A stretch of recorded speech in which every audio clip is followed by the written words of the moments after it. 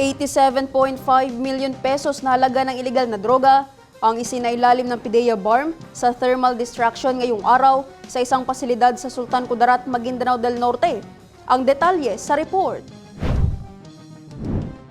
Isinailalim sa thermal destruction ng PIDEA BARM ang 87.5 million pesos na halaga ng ilegal na droga sa isang pasilidad sa Sultan Kudarat, Maguindanao del Norte ngayong araw.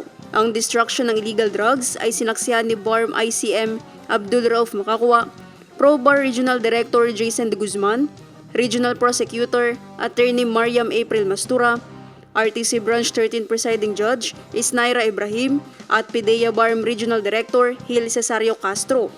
Sa datos ng PIDEA BARM, ito ang ika-14 na pagsira ng ilegal na droga na pinakamalaking halaga umano sa kasaysayan ng rehiyon.